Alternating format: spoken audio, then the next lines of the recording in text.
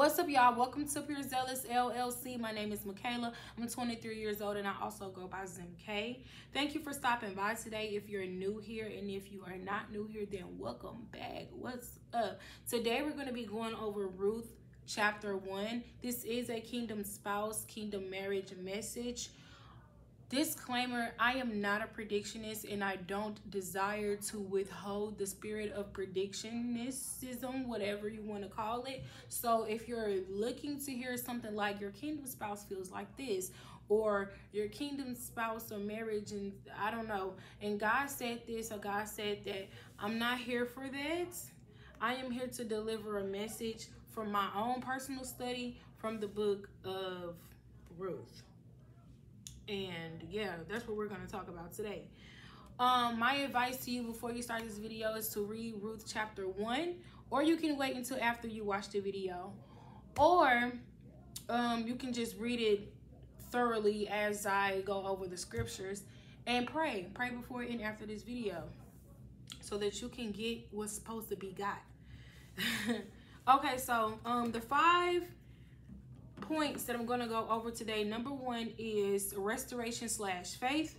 The second is patience. The third is humility. The fourth is discipline. And the fifth is loyalty versus distractions. So I got my notes here.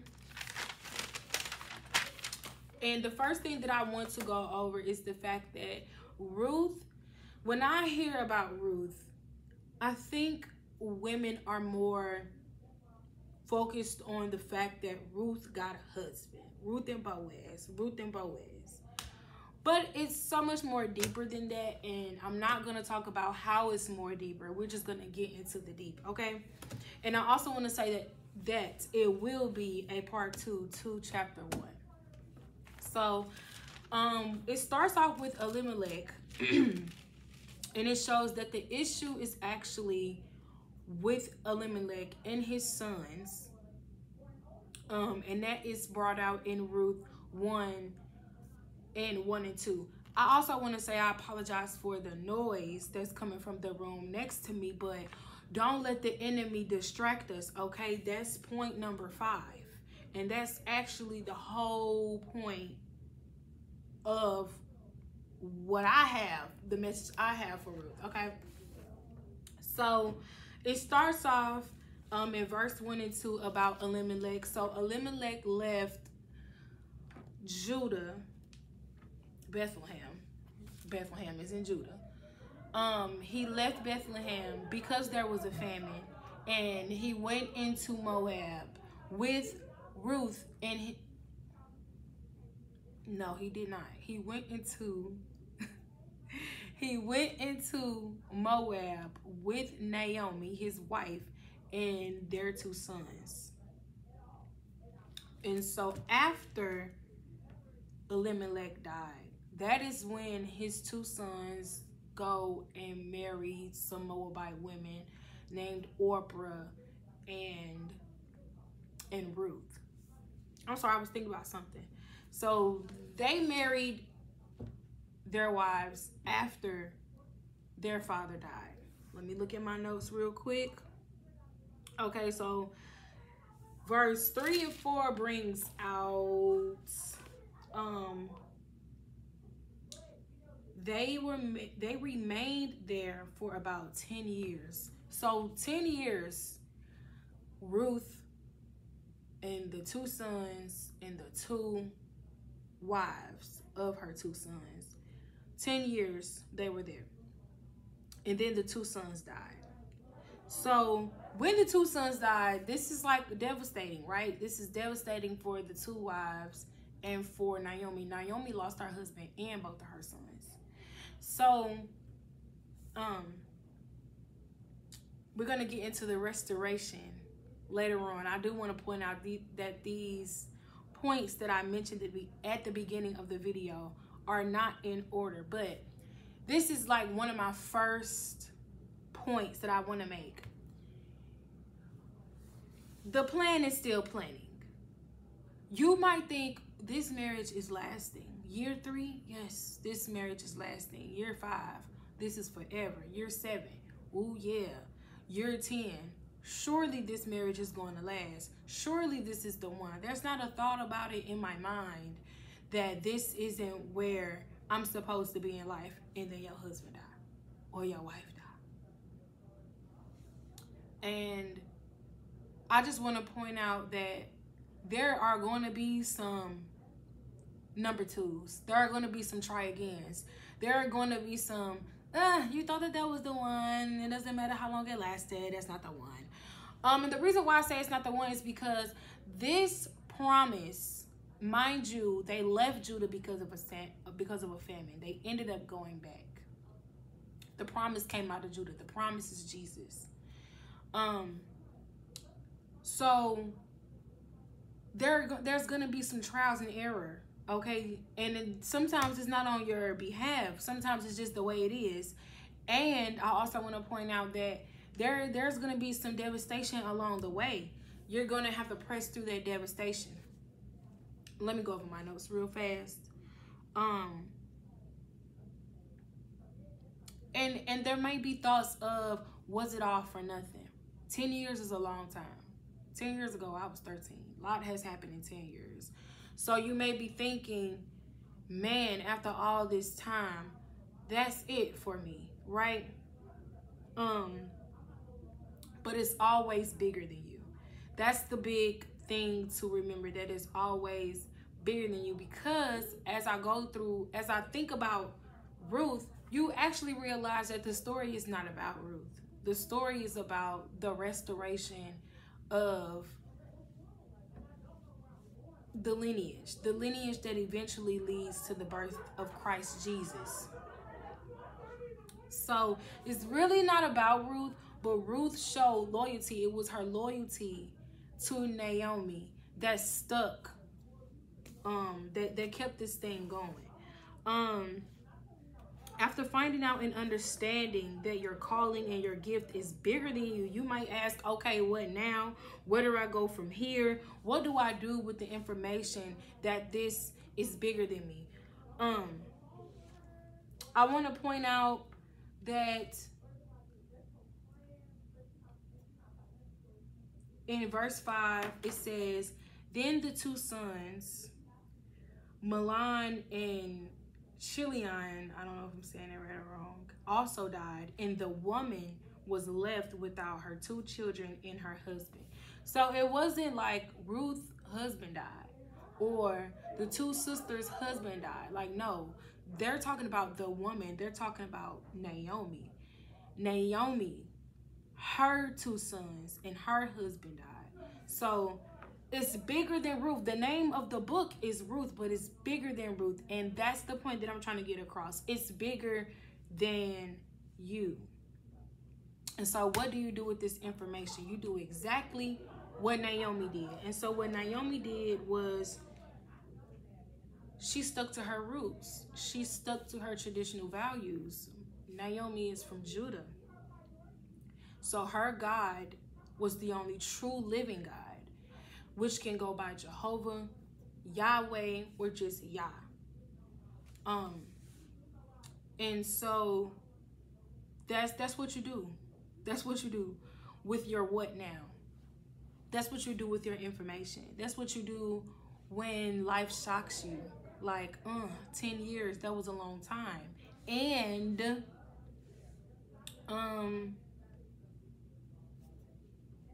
well, you know, you just don't really know what to do. In Naomi's case, I say Naomi a lot. In Naomi's case, Naomi not even from Moab. So now she in the city where she came with her husband and her two kids, her sons. Now she ain't got no son, no sons, and no husband. Verse 6 says, so she started out with her daughters-in-law to return from the fields of Moab, for she heard in Moab that Jehovah had turned his attention to his people by giving them food. So this is very significant, because the whole reason why Naomi, her husband, and her sons left Judah was because there was a famine. That was mentioned in verse 1. And so now Jehovah, the only true living God, turned his attention back to the land of Judah by giving food. So I do want to point out in verse 6 that it says, for she heard. So this is a listening thing. So you do have to listen. You do have to be attentive. And she's not just listening to just anything. She's listening for a signal.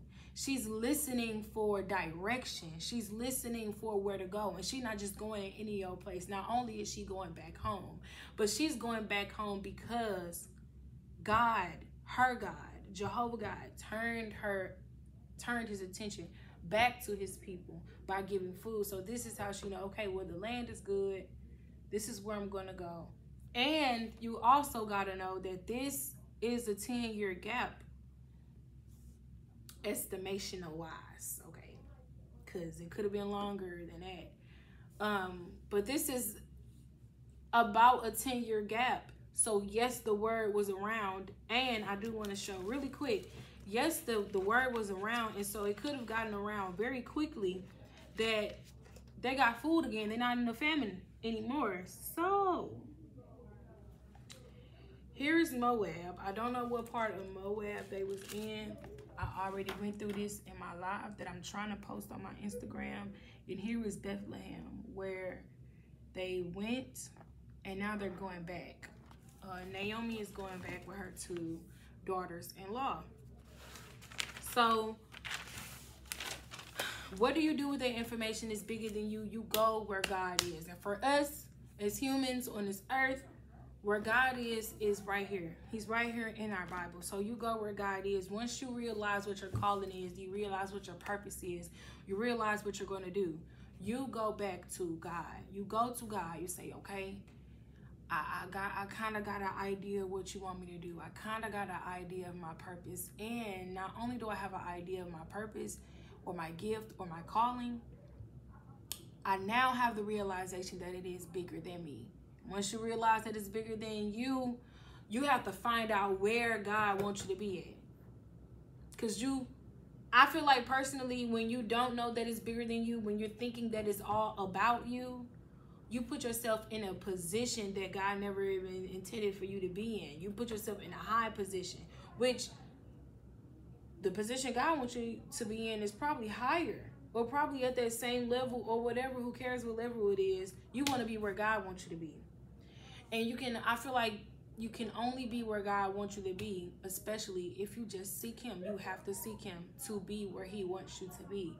Don't be where you want you to be. When you don't realize that it's bigger than you, you make yourself bigger than what you actually are. And then that's not being humble. Okay, so let me go back to my notes.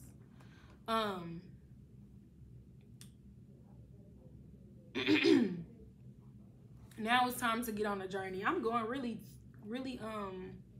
I'm going through this really quick. I do want to say, I have a little note right here that says, when it clicks, don't let it go. And I do want to point that out. You want to make sure whatever you do it unto the Lord. You want to make sure that everything you do somehow got some glorification of God. You want to make sure you're glorifying God with everything that you do. Once it clicks, don't let it go. When you realize that it's bigger than you, when you realize and God lets you know where your place is in humility, like once you become humble and now you know your place, once it clicks, don't let it go. Oh, that's what that means. I got it. Okay, so I'm going to go ahead. I'm gonna read exactly what's on the page. So it says, so now it's time to get on that journey. The door is open. It's time to fully complete the promise. And the reason why I said fully complete the promise is because, like I said, they're going back to Judah, particularly Bethlehem, which I think Jesus was born in Bethlehem. And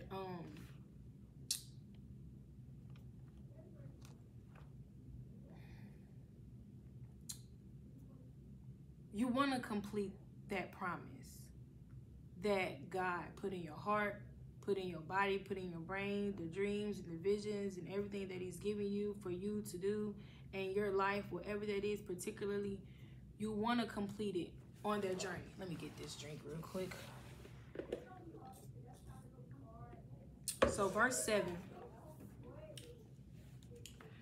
it says she left the place where she had been living with both of her daughters-in-law. That's one sentence. We still in verse 7. The second sentence of verse 7 says, as they were walking on the road to return to the land of Judah, comma. Now, I love that we had a comma, because after that comma, we go into verse 8, but that's not, we not finished. We got to stay right there. As they were walking. So this is not before they left. This is not when they were leaving. This is not when they got there. This is as they were walking, as they were on the journey. So what happened as they were on the journey? Naomi said to both of her daughters-in-law, go, return each of you to your mother's home. May Jehovah show loyal love to you, just as you have shown it to the men who have died, which are their husbands, and to me. May Jehovah grant that each of you finds security in the home of your husband.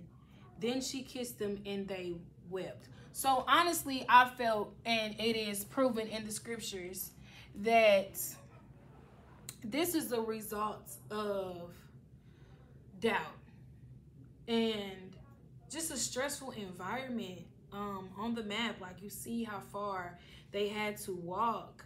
Naomi is not young. Naomi is an older lady, and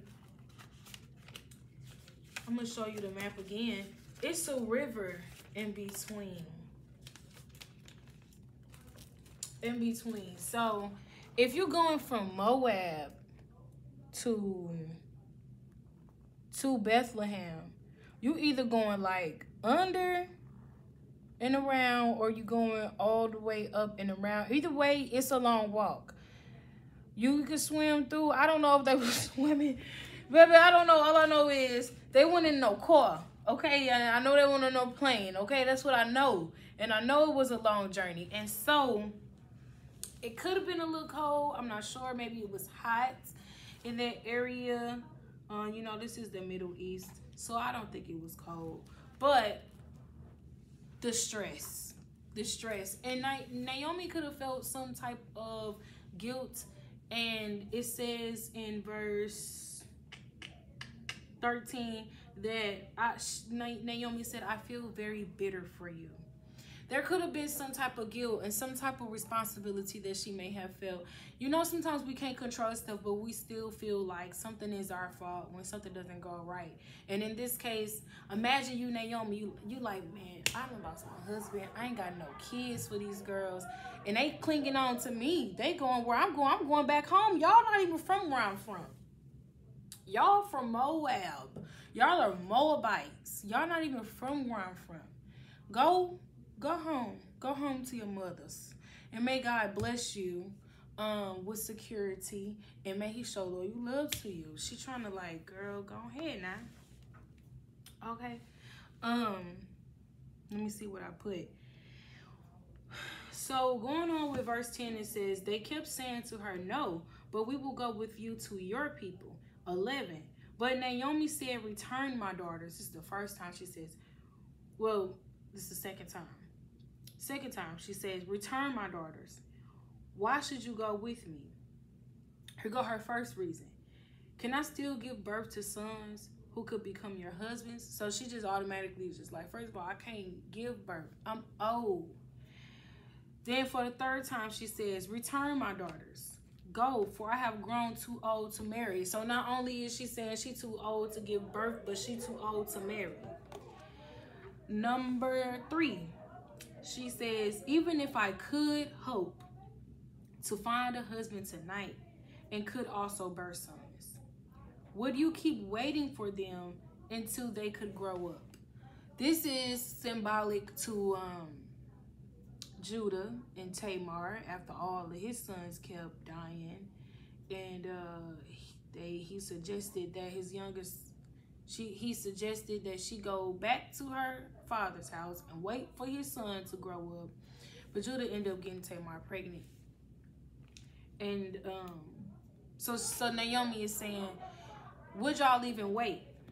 And I'm going to read 13 over. Would you keep waiting for them until they could grow up? Would you refrain from getting remarried for their sakes? No, my daughters, I feel very bitter for you because the hand of Jehovah has turned against me. So Naomi, she really is being logical.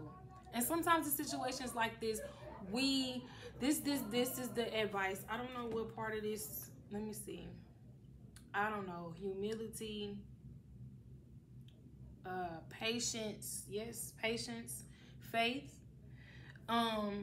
Because we might just be thinking so logical, as if Jehovah not God, as if God is not God, as if Yahweh is not God, as if the only true living God, the God of the Bible, the God of Abraham, the God of Isaac, the God of Jacob, as if he is not God, and he is so much God. Like, he is very God. He is a lot of God. Like, he is an overflow.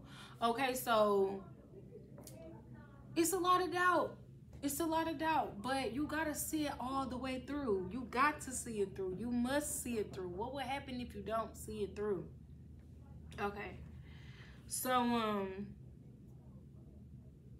and you can also tell that this is a very stressful situation because they just kept weeping. The next verse, which is verse 14, says, again, they wept loudly, after which Orpah kissed her mother-in-law and departed. So, I mentioned this in my video on Instagram Live. I'm so sorry for the noise. I mentioned that sometimes things just have to be said to get the weak links out the way. So, I'm not trying to call Orpah weak. My bad, Orpah. But what I'm saying is some things necessarily have to be said because some things just not your calling. Some things don't be meant for some people. Some things just don't be meant for certain people to come with you. Some stuff is not for that environment, for your situation. And so maybe it wasn't for Orpah. You know what I'm saying? Orpah was just like, I'm not with it. Or maybe she just understood, or maybe she just don't know about loyalty, or whatever it is. But I know the bottom line is some people just can't go. Sometimes God will put it in their heart, and they don't even know it, that they just can't go. They can't come. This not your place. This is not your party. This is not your position. This is not where I called you, or this is not where I called a particular person. So sometimes a person just can't go. And in this instance, I don't know who need to hear this, but they just can't come. They just can't come. Orpah can't come. She can't come. So that, like, once again, this is the first sentence of verse 14. There is a second sentence, and the second sentence is what brings this all together, which is, but Ruth stuck with her. So this is where loyalty comes in. Ruth is not even from Bethlehem. Ruth don't even know where she going. She know where she going because she know who she with. And perhaps during the 10 years that Ruth was with Naomi and, you know, her husband, she witnessed the customs, the traditional values that her and her sons, because, you know, her sons married after her father died, after their father died. But perhaps they witnessed the customs. Perhaps they witnessed the customs of their traditional values, and Ruth was just like, I'm not going back home. I'm going with Naomi. 15 says, so Naomi said, look, your widowed sister-in-law has returned to her people and her gods. Return with your sister-in-law. This is like the 5th, 4th. I stopped counting. Naomi steady telling Ruth, go home. You already know what Ruth about to say. But let's point out that she said she has returned to her people and her gods. There's a reason why that's in the Bible. That's in the Bible to point out there's a separation. There is a sense of loyalty. There is a... I'm going to say aroma. I want to say aroma because I don't want to say stitch. Because this isn't a negative thing. This is a positive thing. There's a pleasant smell that comes along with the presence of God. You know when it's there. You know when it's not. And so after being probably part of the customs of the Moabites for so long, and then getting to know Ruth and her sons and how she raised them, she like, this better than that. So Orpah can do what she do.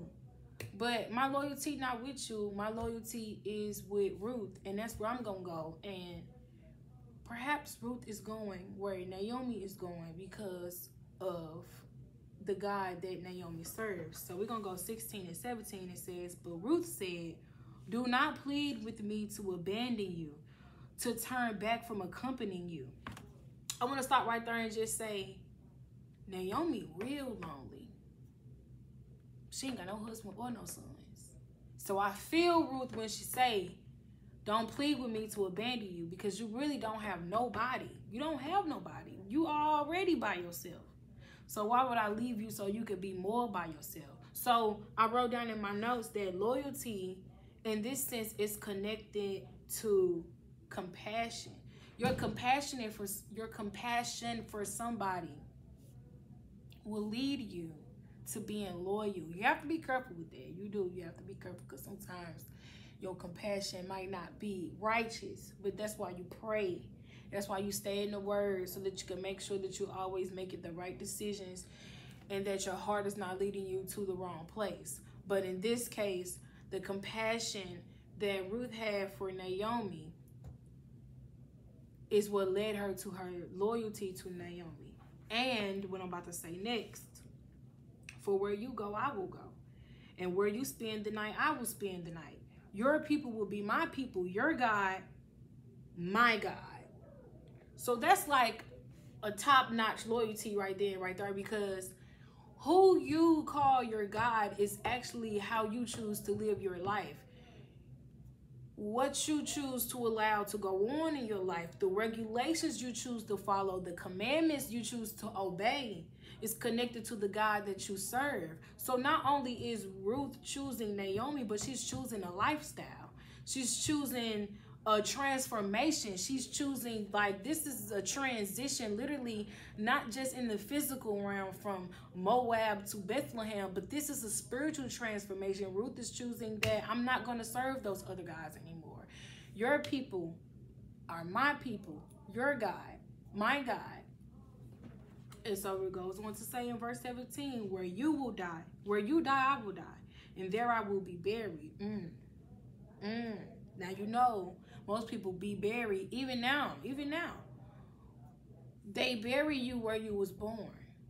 They bury you where you from. This is top-notch loyalty. She's saying that where you die, not only will I die where you die, but I'm going to be buried where you buried. I'm not going back to Moab, dead or alive. Come on, loyalty. What are you talking about? I skipped right over the distractions. I skipped right over the distractions.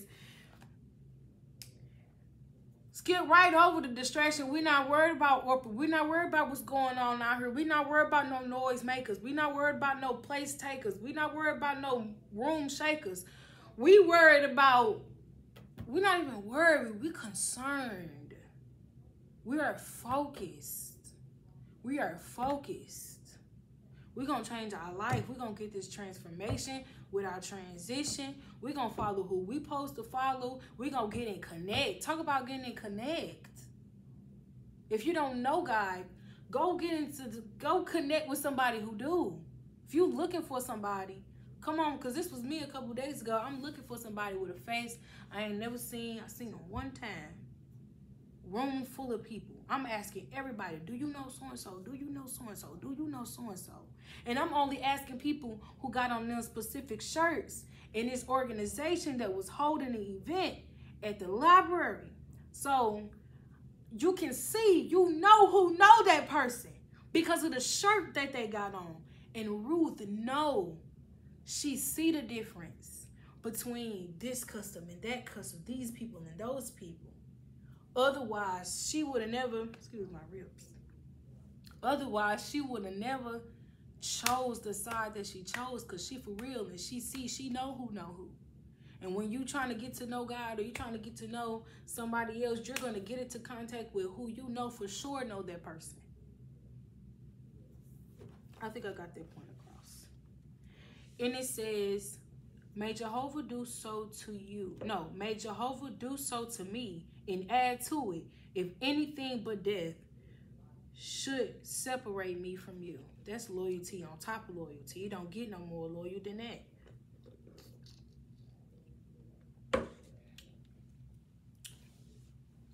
$18. Hold on. Okay, I didn't take no more notes after that. I did. It say, when Naomi saw that Ruth insisted on going with her, she stopped trying to convince her. This is the note that I took on verse 18. When Naomi saw, it is about your perspective. It is about your perspective. It is about what you see. It is about what's presented to you. You don't just go right off the bat and be like, all right, come on in. No, Ruth would not stop insisting. Ruth would not stop begging. Ruth is begging her to stay in a position where she don't even know how it's going to turn out. She got that much faith. She's not going back to where she think it's safe. She think it's safe back that way. She don't even know. She don't even know what's in front of her, but she know what's behind her, and she like, I'm not going back there. And Naomi is like, fair enough. After what I've seen, not after what I've heard, because you can cry loud all day. But what I seen, after what I seen, girl, come on. Because you ain't going nowhere anyway. I can't beg you to leave if I try. I already tried to beg you. I told you to leave. I told you to go. I told you to return, and you refused at me. So, bye. It is not even bye. Come on. So, 19, it says, and they both continued on their journey until they came to Bethlehem. I got to pause right there.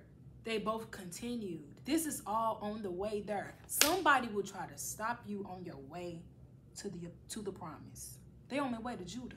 The promise came out of Judah. Somebody will try to stop you on your way to your promise. Somebody will try to stop you fulfill. Some of them gonna go. They don't got what it takes. I'm sorry, Orpah. I'm not coming. How you say your name? Orpah. Some of them just not fit. Some of them just not fit. Some of them just not fit.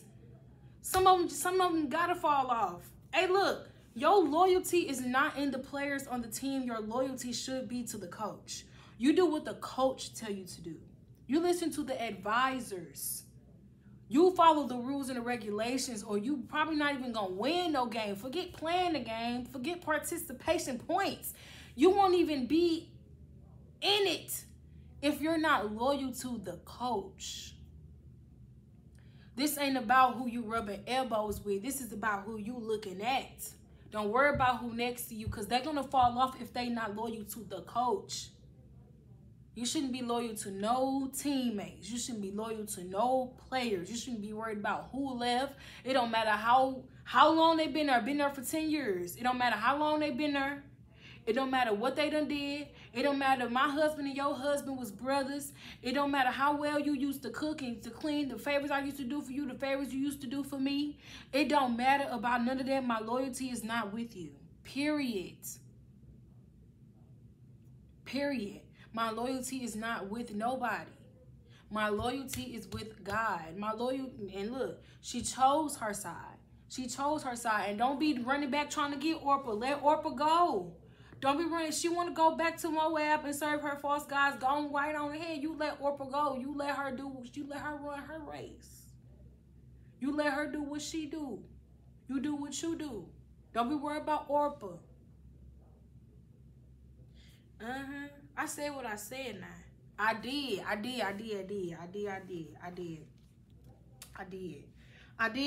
And somebody gonna try to stop you. Even if it's in a narcissistic way. They might be trying to say, I'm gonna leave, see if she gonna leave. I'm gonna go this way, see if she gonna go this way.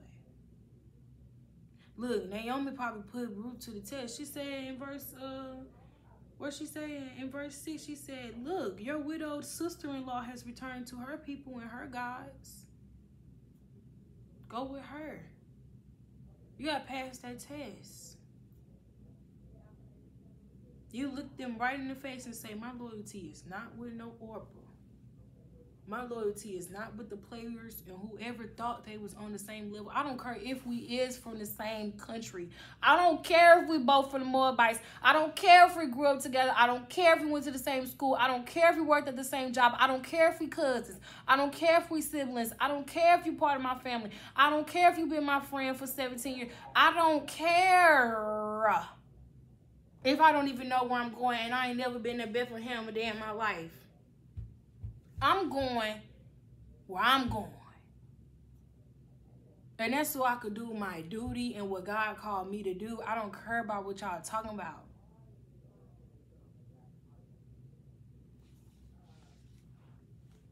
And then the rest of verse 19 say, as soon as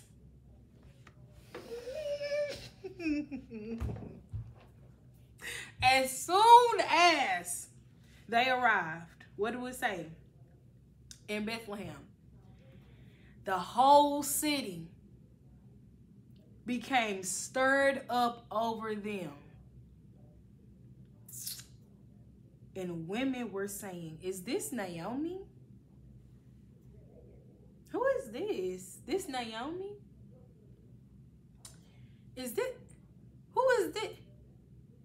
Is this Naomi? Shake the room up. What it say? It say the whole city became stirred up over them. Who is this Naomi? Who is this? Yes, that's what they're gonna say. Who is this? Who is this? But watch what Naomi say. She said to the women, do not call me Naomi. Call me Mara. For the Almighty has made life very bitter for me. 21. I was full when I went, but Jehovah made me return empty-handed. Why should you call me Naomi when it is Jehovah who opposed me and the Almighty who caused me calamity? Mara means bitter. And who wouldn't? Understandable. But this is where you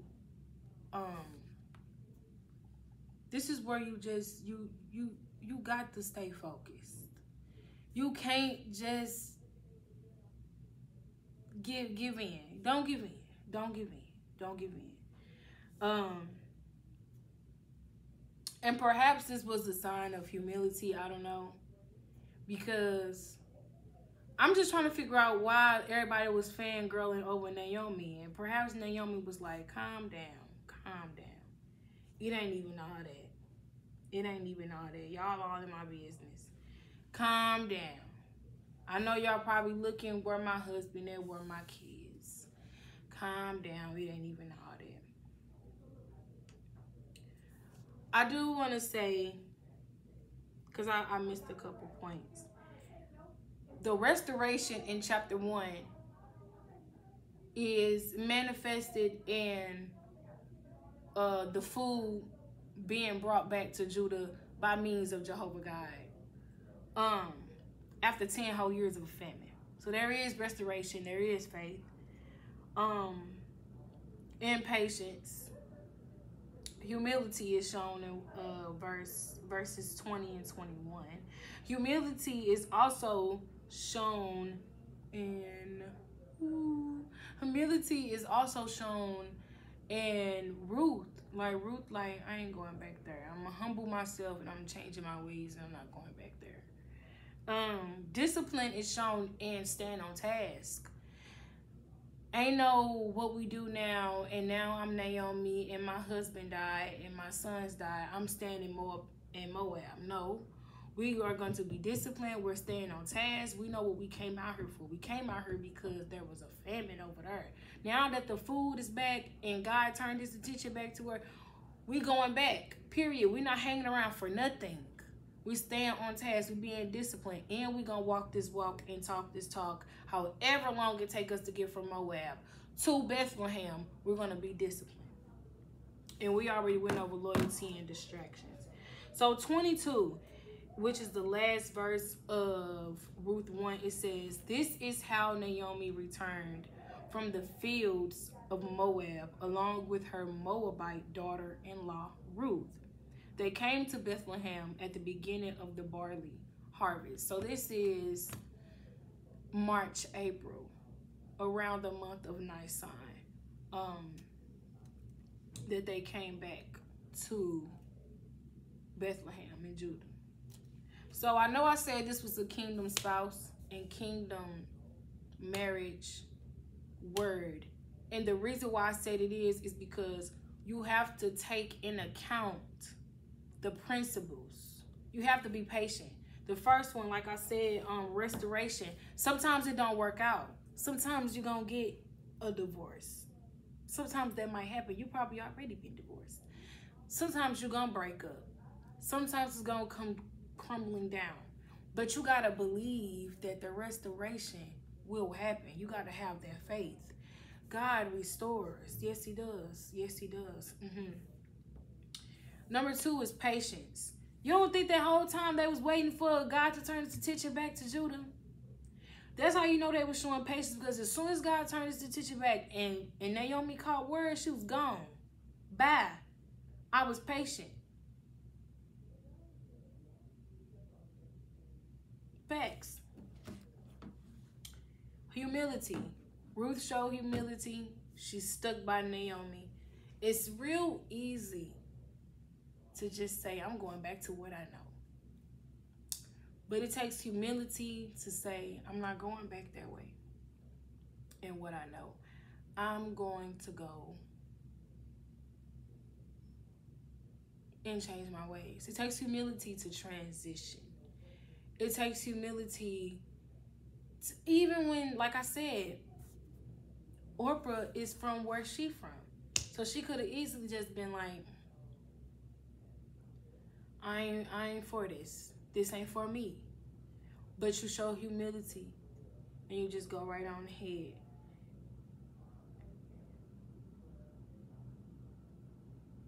It sounds like it's raining. Discipline. I felt that discipline was being shown because Naomi didn't waste no time. And she knew where she went back to her, to Bethlehem, where she was from. And she still made sure that she gave the women a chance to go back to where they was from. That's another sign of humility, I feel like. Because I feel like a lot of times people, they want to force, and I'm guilty of this too, they want to force a lifestyle on somebody. And she could have said, no, y'all coming with me, because I don't know what y'all was doing in Moab, but y'all not doing it no more. Y'all my daughters now. And she was like, nah, y'all can go back to y'all mama house.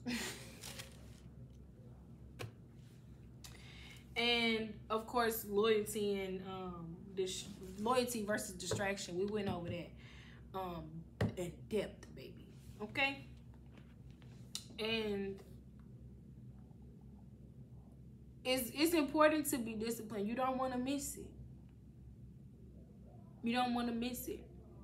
You got to be comfortable with being uncomfortable and changing your ways and not going back to your Moabite ways. You got to be disciplined. You got to say, okay, I'm going to get into the word. Okay, I'm going to pray. Okay, I'm going to pray and talk to God and make a space for him to abide in more than I'm on Instagram, more than I'm on whatever I'm on, more than I'm doing this, more than I'm doing that. Humble yourself before the true God and make a space for him and be disciplined in order for you to see what's about to come next, because this is just chapter 1. We don't even know about Boaz. Okay. We don't even know about Boaz yet. He's not even in the picture yet. But you have to be that person. That's what I'm trying to say. You have to be that person before you can even enter into the presence of your husband, enter into the presence of Boaz. Like, what if Ruth wasn't humble when she just started going back to Moab? Ain't no Boaz in Moab.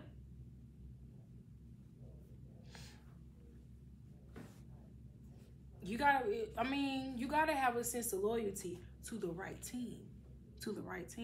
And if Ruth wasn't loyal to Ruth, mainly because of the characteristics that Ruth held, ain't no Boaz. Ain't no Boaz if she wasn't loyal. Ain't no promise.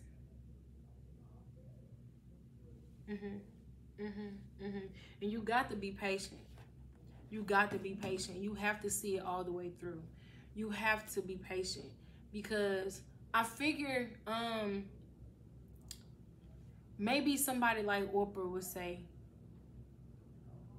he all the way don't even know who what, so sorry, somebody was looking. Somebody like Oprah would probably say, I know for sure it's somebody back there. And I don't have the time to be sitting around and waiting to be meeting somebody new. I'm going back to where I came from. Somebody that I know. Let me go down the roster and see who I can find from Moab. Be patient and see it all the way through. Don't go back to what you know. Be disciplined. Don't go back to what you know. This video 47 minutes long, but I'm posting the whole thing and really get where I'm going. You gotta get where I'm going, and you gotta read for yourself to get the advice from this video that you're supposed to get. And that's all for this video, y'all. I pray that this message helps you. I pray that you read the word for yourself. I pray that you pray for yourself. I pray that you learn how to activate that discipline, activate that patience, activate that, what's the other one? Humility, be humble, change your ways, fight off those distractions.